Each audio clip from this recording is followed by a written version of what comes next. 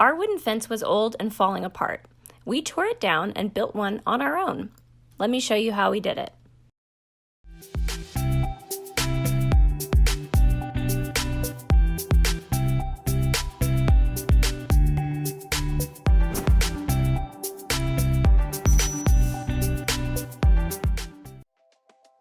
Hey everyone, I'm Amber Oliver. Welcome to my channel where I share colorful DIYs, crafts, and life. If you haven't already, be sure to hit the subscribe button so you don't miss future DIY videos, including how we stained this gorgeous fence. To begin this project, we started by knocking down all the old boards. This was actually kind of fun. Use a hammer to knock them out of place if they're nailed up, or a drill if screws were used.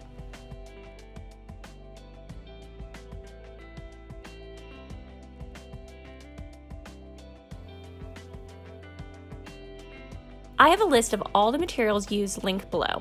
You can find all the details to this project in my blog post.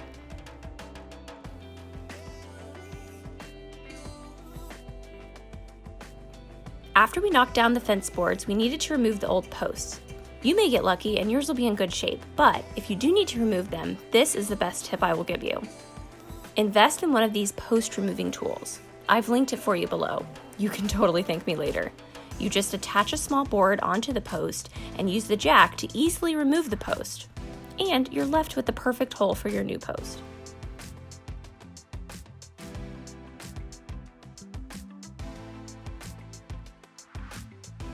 Use posts that are taller than you need. Ours were 10 foot tall.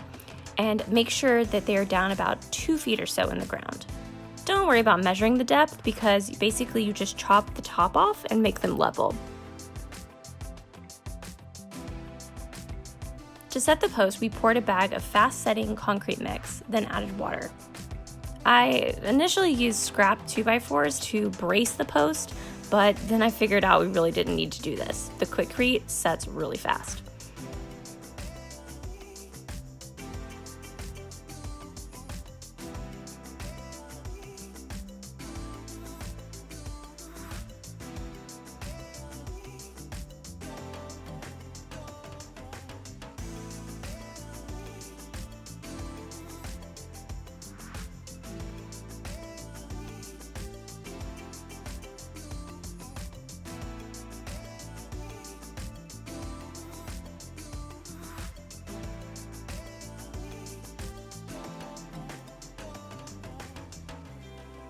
So we get a lot of rain in Houston, and we added a rot board at the bottom, which is easily replaced if the fence ends up in standing water.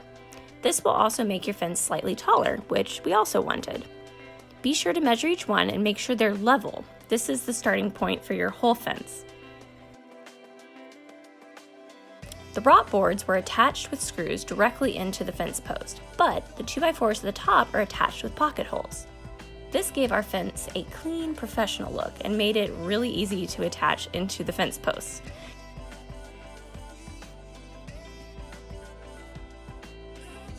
If you don't have one of these Kreg jigs, I've linked it for you below.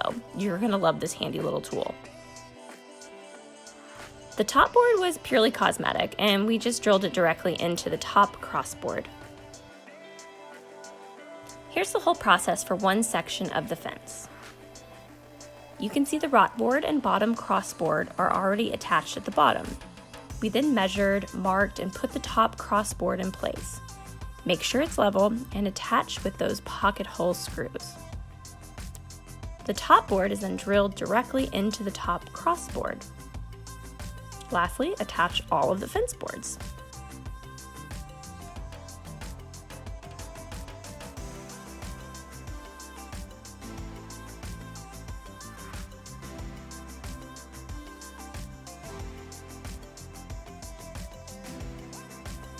We used a hammer and nail to attach all the fence boards, but you could totally screw these boards in if you want. I used a piece of scrap wood that was about 1/4 inch thick to space between each board at the top and the bottom before we nailed into place. Pro tip, use an apron to hold all your nails so you can get to them quickly and easily, and another set of hands makes this go really fast.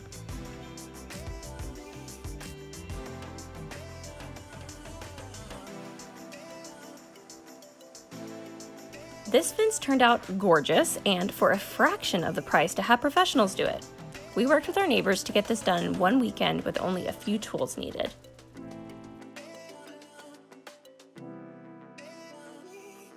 I hope this video inspires you to replace your wood fence by yourself.